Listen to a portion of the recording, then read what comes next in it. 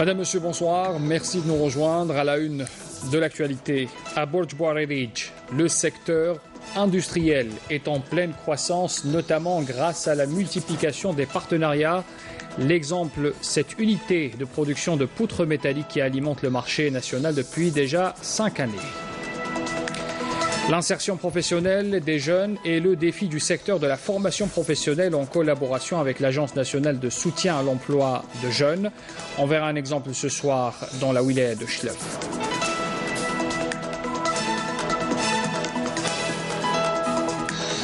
Et puis on parle ce soir de cette bibliothèque que réceptionnera Skikta bientôt, une nouvelle structure de style mauresque dont l'emplacement au centre-ville permettra de drainer beaucoup de monde. Un reportage à suivre tout à l'heure. L'actualité est marquée aussi par ces deux écoles qui ont été ouvertes, une à Gaza qui porte le nom de l'Algérie et une autre en Cisjordanie occupée, baptisée Houari Boumedienne. Deux baptisations en reconnaissance à notre pays, à sa glorieuse lutte de libération et à l'amour que voue le peuple palestinien au peuple algérien. Bienvenue à tous. Pour commencer d'abord, le président de la République, Abdelaziz Bouteflika, adresse un message de félicitations à son homologue du Commonwealth de la Dominique, Charles Angelo Savarin, à l'occasion de la fête nationale de l'indépendance de son pays, dans lequel le président de la République réaffirme sa disponibilité à œuvrer au développement des relations bilatérales entre les deux pays.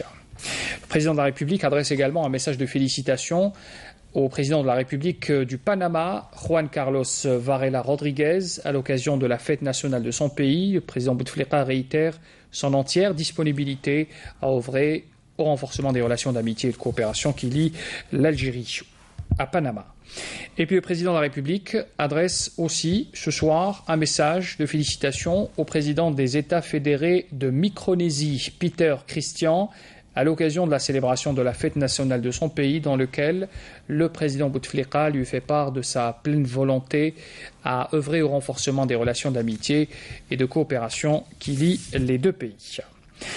Abdelkader Ben Salah, le représentant du président de la République, également président du Conseil de la Nation, représente donc le président de la République à cette conférence internationale de la jeunesse en Égypte. Il s'est entretenu aujourd'hui avec le président de l'autorité palestinienne, Mahmoud Abbas. Les deux parties ont abordé la question relative à la situation en Palestine occupée, mais aussi dans la bande de Gaza, ainsi que la contribution de l'Algérie en matière d'aide au peuple palestinien frère. On parle justement de cette conférence internationale de la jeunesse qui se tient, il faut le rappeler, en Égypte en ce moment jusqu'au 9 novembre. C'est un rendez-vous qui réunit les chefs d'État et de gouvernement de plusieurs pays. Pour rappel, c'est en réponse à l'invitation qu'avait donc envoyé Abdel Fattah Sisi, le président de la République d'Égypte, que Abdelaziz Bouteflika, président de la République, avait désigné Abdelkader Ben Salah, président du Conseil de la Nation, pour le représenter à cette réunion qui se tient, il faut le rappeler aussi, à Sharm el-Sheikh.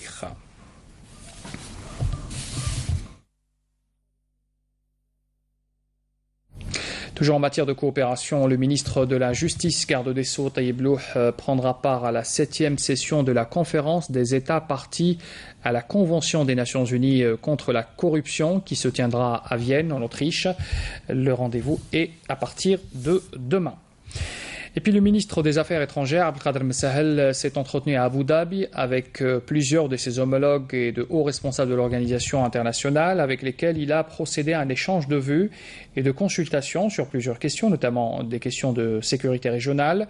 Ces entretiens se sont déroulés en marge du forum de Sir Bani, qu'organise les Émirats arabes unis. Le ministre s'est entretenu notamment avec ses homologues émiratis, égyptiens et jordaniens, rwandaises, tanzaniens également, avec lesquels il a abordé les relations bilatérales et les moyens de les développer davantage. Mais Sahel s'est également entretenu avec le secrétaire général de la Ligue des États arabes, Ahmed Aboul Ghait. Il s'est également entretenu avec les représentants spéciaux du secrétaire général des Nations Unies pour la Libye, Hassan Salama. Enfin, le ministre a abordé la situation au Yémen avec le représentant spécial du secrétaire général des Nations Unies, Ismail Ould Ahmed Sheikh. Revenons en Algérie pour parler de la campagne électorale pour les locales du 23 novembre prochain qui se poursuit ce dimanche pour son 8e jour, avec au programme, bien sûr, les différents meetings des partis politiques et des indépendants qui sont en lice pour ce rendez-vous. Donc, pour novembre, le 23 pour être précis. Pour parler justement de ces élections et de ces attentes, on fait un zoom sur la ville de Tiaret où le citoyen et les pouvoirs publics sur place sont unis pour pallier les insuffisances de la commune de Tiaret. Bien sûr, l'expérience a été porteuse, elle devrait être rééditée. Le commentaire de Nakhla Lorbi. La participation des citoyens à l'action publique semble avoir trouvé à Tiaret tout son sens, à tel point qu'elle se présente aujourd'hui comme un nouvel impératif. Le dialogue a de tout temps prévalu. Le président de l'APC et tous les responsables communaux ont toujours été à l'écoute, tenant compte de toutes nos propositions. Nous donnions notre avis et nous étions écoutés, que ce soit par le président d'APC ou par le secrétaire général. Ayant impliqué élus et citoyens, cette expérience a permis de recenser les problèmes existants et d'en apprendre davantage sur les attentes des habitants. Le citoyen participe au développement en donnant son avis, en nous fournissant des informations utiles. On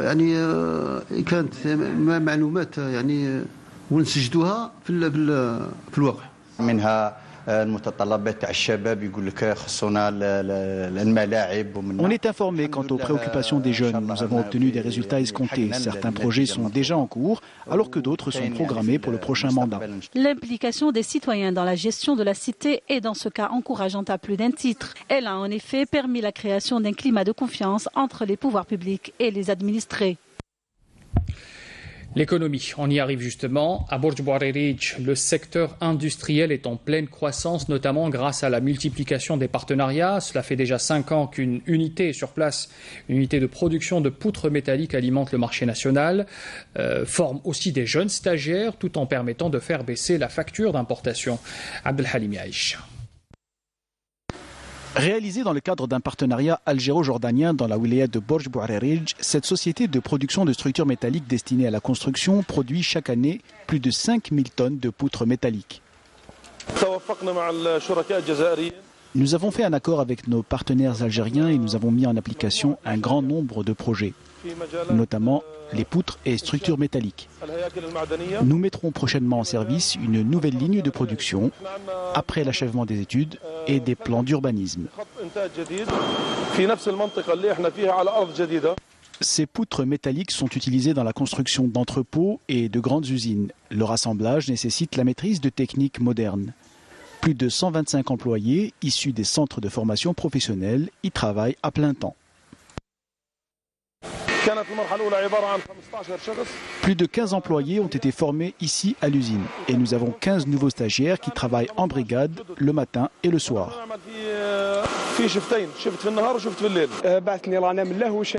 L'ADEME m'a permis de bénéficier d'une formation de peintre sur charpente métallique dans cette usine.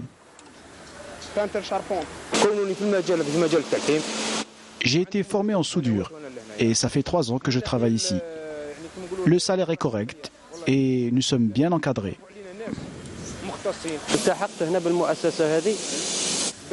Je suis venu ici pour me former davantage et ça me convient.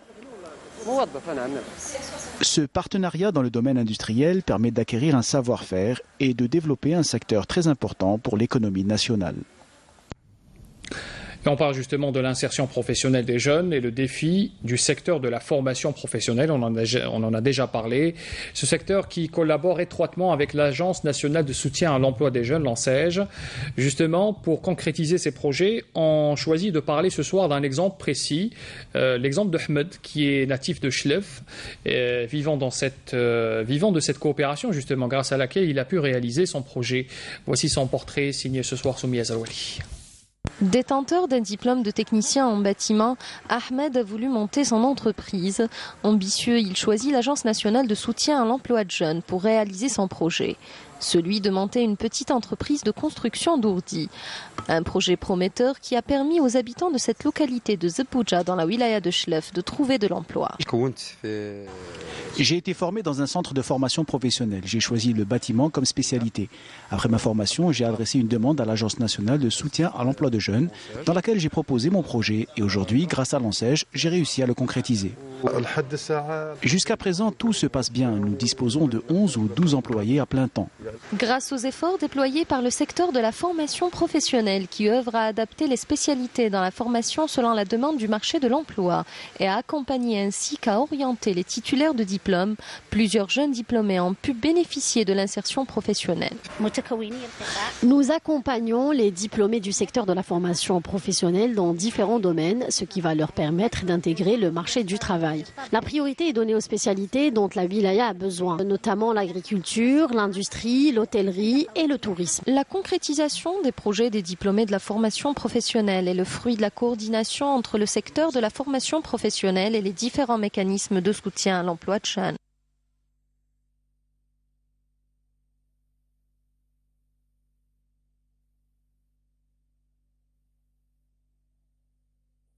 Allahu Akbar, Allahu Akbar. Ashhadu an la ilaha illallah.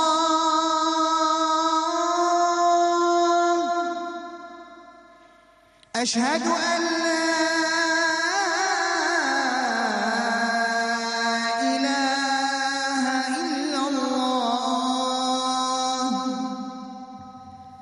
أشهد أن محمدًا رسول الله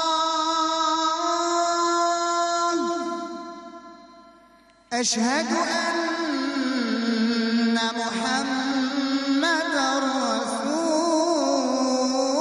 الله حي على الصلاة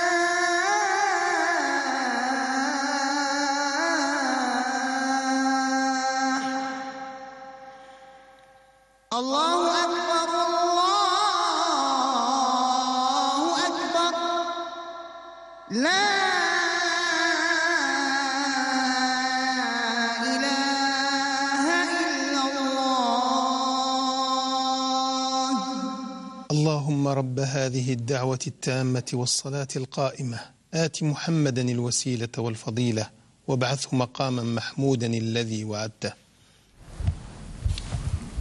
L'appel à la prière pour Salat al-Aïcha pour Alger et ses environs. Taqabbal Allah Salat al-Jamia. On poursuit ce journal pour vous parler de ce communiqué du ministère de la Défense nationale qui nous apprend ce soir qu'une casemate pour terroristes a été détruite hier à Boumerdes par un détachement de l'armée nationale populaire. On apprend par ailleurs que les détachements de l'ANP et les éléments de la gendarmerie nationale ont arrêté à Insalah un narcotrafiquant et saisi 4890 comprimés psychotropes. Les gardes-frontières également ont intercepté à Tlemcen 628 kg de kif traité. Par ailleurs, les gardes-côtes ont déjoué à Atnes, dans la wilaya de Chlef, une tentative d'émigration clandestine de 13 personnes à bord d'une embarcation de construction artisanale, alors que 57 immigrants clandestins de différentes nationalités africaines ont été appréhendés à Sidi Bel Abbès, Tlemcen, Larwat et Ingezem. Également, selon le communiqué du MDN. Et puis en image, vous voyez à présent aussi cette opération de saisie qui a été conduite par des éléments de la sûreté de la Daïra de Boutlilis. Ces derniers qui ont procédé donc à l'arrestation d'un narcotrafiquant et à la saisie d'un quintal de kif traité au niveau de la wilaya de Blida. La fouille du véhicule du suspect qu'il conduisait au moment de son arrestation a permis la découverte de la quantité de kiff saisie qui était en forme de plaque soigneusement dissimulée dans sa voiture. Et puis, on parlait tout à l'heure en titre de ces 2 écoles qui ont été ouvertes à Gaza. C'est le symbole de la solidarité entre l'Algérie et la Palestine qui vient d'être concrétisé encore une fois. Ces 2 écoles qui portent le nom Algérie et une autre en Cisjordanie, baptisée Houari Boumedienne, en reconnaissance à notre pays et à sa glorieuse lutte de libération et à l'amour que voue le peuple palestinien à son peuple frère. Les 2 écoles ont été inaugurées par des responsables du secteur de l'éducation en présence des élèves et une cérémonie, vous le voyez sur ces images, où les drapeaux algériens et palestiniens flottaient au vent à cette occasion, et puis des chants patriotiques algériens entonnés par des jeunes enfants palestiniens en soutien à notre glorieuse guerre de libération contre le colonialisme et la guerre, tout un symbole de solidarité affiché donc par l'inauguration de ces 2 écoles, je le rappelle, Algérie et Houari Boumedienne, baptisées donc de 2 noms, symboles de notre pays. Et puis dans ce journal, on parle aussi de cette bibliothèque qui va être réceptionnée à Skikda bientôt. C'est une nouvelle structure municipale qui a été construite selon un style mauresque, dont l'emplacement a été choisi au centre-ville de la ville donc de Skikda pour drainer justement beaucoup de monde. Reportage sur place, Aïda Mayouf. Si vous êtes de passage à Skikda, vous ne manquerez pas de la remarquer avec son architecture singulière inspirée du style mauresque. Il s'agit de la bibliothèque centrale en construction depuis 2014 et devant être mise en service fin de l'année en cours. Wilaya de Skikda a bénéficié du programme de son Excellence, Monsieur le Président de la République, d'un programme d'équipement très important de 31 opérations avec une valeur de 410 milliards, justement pour donner un autre sens, une autre dimension à la Skikda, wilaya culturelle. Cette infrastructure culturelle s'étendant sur une superficie de 2300 mètres carrés est implantée au cœur des allées du 20 août 55, en plein centre-ville, ce qui demeure un atout de taille pour drainer le maximum d'intellectuels avides de savoir. C'est un équipement très important qui va servir justement à gérer 44 bibliothèques urbaines, semi-urbaines et communales au niveau de la wilaya et justement accueillir tout un potentiel d'intellectuels et d'amis de la lecture et de la culture.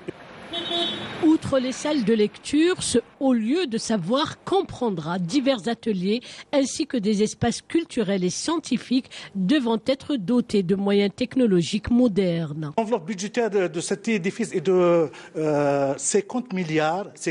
Elle est sans équipement, donc on va l'équiper bientôt. Le cahier de charge est en cours de réalisation et l'on sait déjà. Donc on va l'équiper et l'inaugurer, Inch'Allah, en premier semestre 2018, qui est justement tout près de la wilaya et de l'université de Skikda, entouré de plusieurs lycées. Et comme ça, le lecteur skikdi trouvera justement son lieu d'information.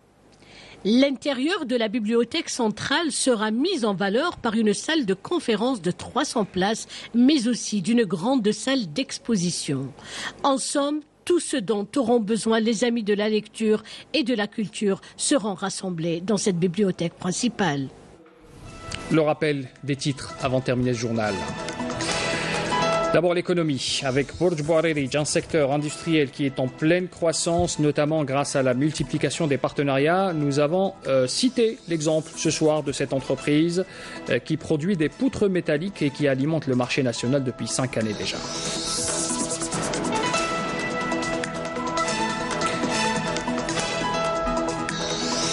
Dans ce journal, nous nous sommes intéressés aussi à l'insertion professionnelle des jeunes, qui est le défi du secteur de la formation professionnelle, en collaboration avec l'Agence nationale de soutien à l'emploi, l'ANSEJ. Nous avons vu d'ailleurs l'exemple à Chlef. Skikda réceptionne bientôt sa nouvelle bibliothèque municipale, une structure de style mauresque dont l'emplacement en centre-ville permettra de drainer beaucoup de monde. Un reportage a été consacré à cet édifice. Et puis la Palestine, où 2 écoles ont été ouvertes. D'abord à Gaza, qui porte le nom Algérie, une autre en Cisjordanie, baptisée Oualeb Boumedienne, en reconnaissance à notre pays et à sa glorieuse lutte de libération, et aussi à l'amour que voue le peuple palestinien à son peuple frère algérien. Fin de ce journal, merci de l'avoir suivi. Très bonne soirée à tous. Rendez-vous demain pour l'information à midi, Amina Zahouf. Je vous retrouve à 19h. Très bonne soirée à tous. Au revoir.